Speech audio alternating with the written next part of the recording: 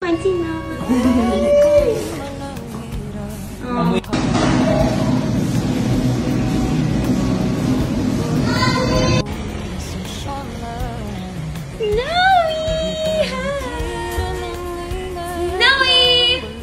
Ang baby. Ang baby. Hello.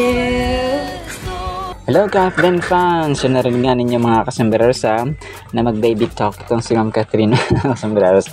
Although this video was taken like 4 days or 3 days ago, late ko lang kasi na kita mga kasambreros. So ito ay pinakita niya yung kanyang silid mga kasambreros dun sa may parang hagdan, yung orchids and then yung flowers and then si snowy mga kasambreros kung saan nga ang cute ng inyong mama Catherine mga kasambreros. So bago yung update kay Sir Alden yung sa kanyang bagong endorsement, ito yung kaya Nanay Christy Fermin, parang sinabi talaga agad nila na parang naging lasinggera si Ma'am Catherine mga kasambreros dito sa sa kanilang vlog na kung saan nga ay parang sinabi nila na parang umiiyak daw si Catherine, tapos parang gusto pa rin daw balikan si Daniel Padilla. So yung mga Kathniel na fans mga kasambreros ay parang nabubuhayan ng loob na gusto nila magkabalikan, gusto nilang maging Kathniel ulit mga kasambreros. So pero pag timpanatag tayo mga kasambreros kasi si Mami Min din ay nagsasabi at nagre-remind ko yung Catherine na nasaktan ka na, no, talaga mahirap yung maging partner mo sa buhay ay kumaga pa maging sakit ng ulo. So meron tayong mga kumaga pa malakas na ebidensya na timpanatag mga kasambreros. So huwag na nating patulan yung mga nega at against sa Kathleen mga kasambreros. Alright, so ito update tayo. Ito yung sinut para ni Sir Alden kahapon, yung BDO, yung parang gumagawa siya ng errands. Yung sobrang kinis si Sir Alden dito mga kasambreros. So errands day niya para ito sa BDO, no. Tapos after niya parang sabi nito yung parang comfort na errand niya na ginagawa ay yung simple lang yung kanyang clothes mga kasambreros. Tapos kapag may task na gagawin ay ginagawa niya yung fastest para makasave siya ng time and effort. So in-introduce niya dito sa BDO nga yung UTM, yung Universal Teller Machine. So ang kulit na kasi may ATM, tapos may ATM mga kasambreros na pwede mag-withdraw, mag-deposit ng cash, mag-check deposit, tapos mag-passbook updating mga kasambreros. Nagbigay rin siya ng instructions dito, no, papaano gawin or papaano yung mga steps dito sa ang bagong UTM ng BDO mga kasambreros. So sobrang lupit lang, no, ng kanilang bagong bagong machine na ito. And then ito Monday rides, no, nagbisikleta, nag-cycling ang inyong Pops Alden kanina mga kasambreros, tapos kulay brown. Kulay brown na naman. So parang hindi natin nahalata yung mga color coding ng dalawa mga kasambreros. Si Ma'am Catherine nung kagabi ay nag-brown, tapos ito brown, o di ba? Nung sa Hillsong si Pops Alden brown. So alam na natin, no, talagang color coding ang inyong Kathleen mga kasambreros. So kulay dilaw na yung kanyang bike na Colnago na ginamit dito. Hindi na yung white mga kasambreros, no. Ang daming options ni Pops Alden. So baka yung susunod yung Finlex na naman niya na kulay violet na Colnago. Ang ganda ng kulit ng kanyang rides dito mga kasambreros. Ang ganda tingnan ng kanyang bisikleta, no. May siya, talagang yung kanyang kasabay ay paparazzi, kanyang taga-pitik, no, taga-video mga kasambreros. So sobrang kulit. And then ito yung prayer, no, syempre ni Pops Alden. And sige, ito muna. Ito yung mga kuha niya mga pictures mga kasambreros kanina, no, talagang pawis na pawis ang inyong Mr. Fulkerson. Yung kanyang muscles ay talagang papahingi naman ng konting laman, Pops Alden, kasi ako ay payat, ikaw ay sobrang sobrang bulky mga kasambreros, pero cute pa din ang inyong box office game. And then ito yung kanyang prayer mga kasambreros, no, kanina sobrang ganda, at saka verse na rin mga kasambreros. Luke 18:14, sabi niya dito, I tell you, that this man, rather than the other, went home justified before God. For all those who exalt themselves will be humbled, and those who humble themselves will be exalted. So, baliktad. No, napakaganda ng verse na ito actually, no? Luke 18:24. Yung mga taong nagmamataas ay ibinabagsak or binababa ng Panginoon. Yung mga nagpapakumbaba naman or nag-humble ng kanilang sarili ay itinataas, no? Baliktad. So, ang kingdom ng Panginoon ay kabaliktaran or opposite ng mga nangyayari sa mundong ito, ugali. Kung ikaw ay sobrang yabang, binabagsak. Pag ikaw ay gusto maging dakila, kailangan ikaw ay maglingkod, na mag-serve sa iba. No, grabe, no? Talagang nag-preach din dito. So, yan pa mga kasosay, sobrang ganda kasi pag-usapan ng salita ng Panginoon, mga kasembreros. And then, ito, may mga kuha rin si Pops Alden sa kanyang fans, mga kasembreros, no? Yung yung sa kanilang pagpapahinga ng pagbabike, may fan na kung nagkumuha rin ng picture, mga kasembreros, sa kanyang idolo. And then ito, yung kanyang ito kahapon yung kanyang kuha pa sa Hillsong. Isang video clip pa, mga kasembreros, sa Hillsong concert. Parang 2 araw din yung Hillsong, hindi lang ako nakabalita, mga kasembreros. So yun, talagang enjoy. Nagpadila pa dito si Pops Alden, mga kasembreros, sa kanyang picture na nakakap siya. So yung damit niya pala is parang parang brown na greenish, parang ganun, mga kasembreros. Greenish na. Pero yun po, mga kasembreros. So and then ito, last item natin ito, yung si Ma'am Catherine ay nakahiga, no? Sa kanyang parang yung kanyang higaan ay parang hindi ito higaan, parang kotse. Yung parang balat ng aso, yung kanyang dito, yung kanyang blanket ba ito, o parang unan or teddy bear, mga kasembreros. Yun po siya. Alright, so yan ang actually sa ating Kathleen items for today, June 9, 2025. Magsasara na ang tindahan ni Kasombrerong Dennis for today and for tonight, no? So, blessed evening po sa bawat isa. Sana po ipahingin po natin ang Word of God and pagpalain po kayo. At para po sa ating Word of God, mga kasembreros, ay sobrang ganda po nito. Sana po pakinggan po natin. Ang title po ay The Conclusion. Ecclesiastes 12:13-14. Let us hear the conclusion of the whole matter. Fear God and keep His commandments, for this is man's all. Sabi sa 14, for God will bring every work into judgment, including every secret thing, whether good or evil. Ito, mga kasembreros, ay King Solomon, no, ang sumulat ng the Book of Ecclesiastes. So kung kaya sasabi natin yung Book of Proverbs at saka Ecclesiastes, mga kasembreros, ay mga Book of Wisdom ito, no. Yung Book of Psalms naman ay mostly attributed to King David. Pero may mga din doon, may mga Psalms din si Solomon, mga kasembreros, and then sila Asaph and the Levites, mga kasembreros, yung Book of Psalms.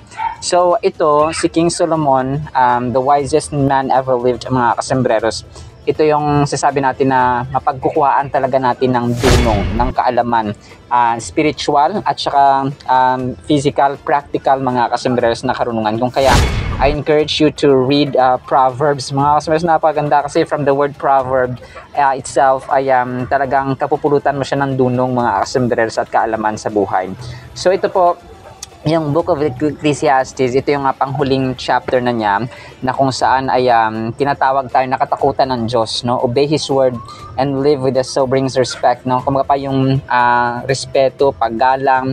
Kung pa kasi ang tao, may dalawang takot kasi, no? Pag sasabi natin takot na mahal mo siya kung kaya ayaw mo siyang masaktan, kung kaya susundin mo siya. Sino ang takot na divine fear o holy fear?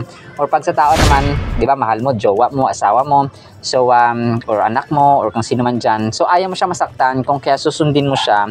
Tapos meron namang sinusunod mo siya out of takot.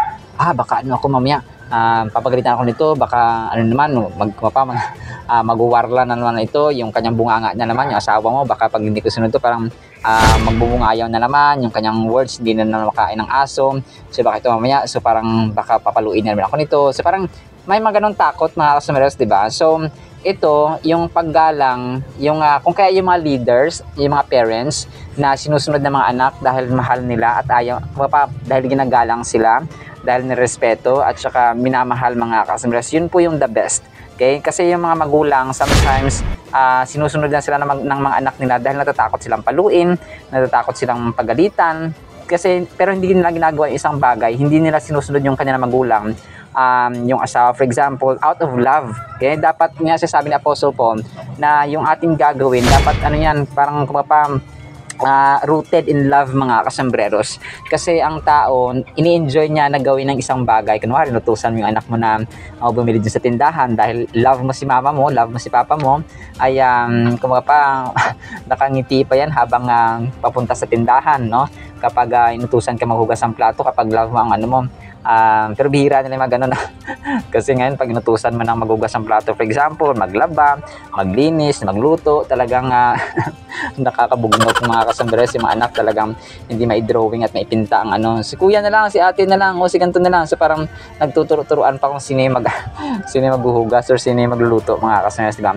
So bihira na lang yun. Kung kaya yung love talaga, yun ang sasabi ko, talagang love ang dapat may ibabaw sa loob ng tahanan. Kasi marami ka na-accomplish, marami ka nagagawa, especially mga kasambreros, yung mga mabuting plano kapag punong-puno ng love ang pamilya.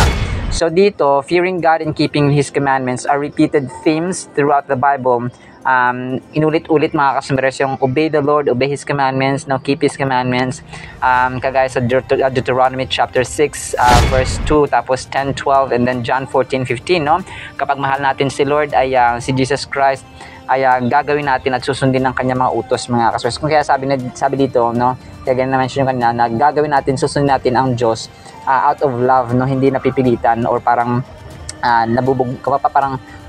we are forced lang mga kasambreros. Fear is something most of us want to avoid, but fear of the Lord is good and right for believers. So ito yung na-mention natin na yung takot na divine and holy, especially coming from the Lord, or fear the Lord mga kasambreros, ay kung mabuti siya, nakakapagdulot pa siya ng mabuti pang characteristics. Kasi diba yung takot natin minsan, may mga times na diba sabi mo, nagsinungaling ako kaya natakot ako kaya nagsinungaling ako na ganito ganyan, napagtakpan ganyan. So yung takot na yun hindi yun mabuti. Okay, yung takot na ito kay Lord ay nakapagdudulot ng mabuti because divine fear siya mga kasambreros. Kumbaga pa yung takot na nanganganak pa ng mabuting characters, no? Kung may takot ka sa Diyos, hindi ka mangangalunya. Kung may takot ka sa Diyos, hindi ka magmumura. Kung may takot ka sa Diyos, mamahalin yung kapwa mo, magulang mo, kapatid mo. Kung may takot ka sa Diyos ay magkakaroon ka pa ng patience, magkakaroon ka pa ng diligence, magkakaroon ka pa ng faith, magkakaroon ka ng love, and so on mga kasambreros. Although we're not perfect, pero iba kasi yung may takot sa Diyos mga kasambreros, especially yung mga leaders natin, no, at saka yung magulang, kasi sa kanila talaga magmumula mga kasambreros. Leaders sa church, no, leaders sa ating lipunan, leaders sa ating government, leaders sa ating families, no, mga kasambreros, no, those are the ministries, those are the groups in our societies na may malaking impact, especially sa family talaga mga kasambreros. Kapag may takot sa Diyos ang magulang, so may papasa iyon sa mga anak mga kasambreros. And sana, no, hoping and powerfully praying na yung takot na yun ay magiging legacy, no, from generation to generation sa mga anak mo, sa mga apo mo, sa magiging apo mo pa sa tuhod, no, tapos magiging apo mo pa sa kuko. So yung anak mo magkakaroon ng anak ng anak mo, mga so ganun ba, kasi ang salita ng Panginoon mga kasambreros, ano yun, pa forever, working, buhay siya, sharper than any two-edged sword mga kasambreros, powerfully and amazingly working ang salita ng Diyos. Para siyang tinanim mo yung salita ng Diyos, shinare mo sa kaibigan mo, for example, sa mga anak mo, sa asawa mo, sa kahit na sino man dyan, kapag consistent, para ka nagtatanim ng isang binhi, na kapag yung binhi ng mais, for example, binhi ng isang palay, binhi ng isang buto ng isang prutas, kapag tinanim mo yan sa isang matabang puso, no, yung mga taong nakikinig, taong interesado, taong willing, mga kasambreros available, ay mamumunga in due time, no? Kasi ang salita, pag itinanim mo yan, yung Diyos natin na mag-follow up. Na-experience ko yan mga kasambreros kasi nung nag-share kami ng gospel sa mga kabataan, so nung times na binipat na yung pamilya nila ng mga bahay kasi due to work or due to trabaho mga kasambreros, na follow up sila ng mga church na mga Christian din doon mga kasambreros. Although hindi na kami nagko-contact, no? So dito natin nakita na ako mapapatunayan ko talaga na powerful ang salita ng Diyos kapag tinanim mo sa mga tao, sa mga kabataan, for example, no, sa mga estudyante. Talagang kapag consistent siya, may mag-follow up. Ang Diyos mismo ang mag-work, mga kasambreros, kasi nga buhay ang kanyang salita. Yung sabi niya na hindi niya hahayaang ang kanyang salita ay maitanim ng parang walang balik. Hindi siya useless kapag tinanim mo, mga kasambreros, or shinare mo sa iba. Talagang mag-work at mamunga, mga kasambreros, ang salita ng Diyos. Alright, ganun po siya katindi. And King Solomon is reminding us, Ecclesiastes 12:13-14, na ito yung conclusion, ito yung katapusan, ito yung tayong gawain sa mundong ito. We have agenda every day, we have schedule, we have deadlines, we have things to do, we have things to accomplish, pero ito yung conclusion, ito yung pinakasuma, ito yung pinaka-ending, mga kasambreros. And sabi nga niya dito, let us hear the conclusion of the whole matter. Yung ating existence, yung ating ilang taon tayo nakatira sa mundong ito yung conclusion. Okay? Fear God and keep His commandments, kasi ito yung kabuuan ng tao. Hindi tayo nilikha na walang purpose. Ang purpose natin ito, no? Katakutan ng Diyos, sundin ng Diyos, mahalin ng Diyos na mong puso, kaluluwa, lakas at isipan. And then ganun din ang tao, mga kasambreros. Second, ang tao, as we love ourselves. So ito yun, no? Ito yung suma. Kung marami kang philosophies na napakinggan, marami kang scientists na pininiwalaan, marami kang books na nabasa, apart from the Bible, of course, no? Marami kang mga vloggers, mga content creators, mga artista na pina-follow, marami kang mga hinahangaan mga tao sa gobyerno, for example, sa families natin, marami tayong accomplishments sa ating tahanan, but this is the sum. This is the end. This is the conclusion. Kaya nga sasabi na therefore, no, therefore, ang ibig sabihin ng therefore ay ito na yung pangwakas. Kung kaya, no, ito na yung kung kaya, no. This is the final word ng Panginoon. So for God, sabi niya dito, for God will bring work into judgment, no. Every work, every ginawa natin, no, mapasikreto man yan, mapalihim man yan, o mapahayag, mga kasambreros, masama or mabuti ay huhusgahan ng Panginoon, mga kasambreros. So parang nakakatakot siya in a sense na sa heaven ay ipapakita ang buhay mo dito sa mundo. I-recall kapag namatay na tayo yung kaluluwa natin dun sa langit, for example, nasa judgment seat na tayo nakaharap tayo sa Panginoon. So nakaharap yung ating kaluluwa, tapos yung ating buhay dito sa mundong ito ay ipa-flash sa isang parang malaking sine, no? Tapos makita din yung mga ginawa mo sa secret, makita mo yung ginawa mo sa hayag. So yun siya, mga kasus. But that's how it will be done, mga kasambreros, sa time na ng judgment, mga kasambreros. So nakakatakot siya, but don't be afraid, mga kasambreros, because habang buhay tayo ay may pag-asa.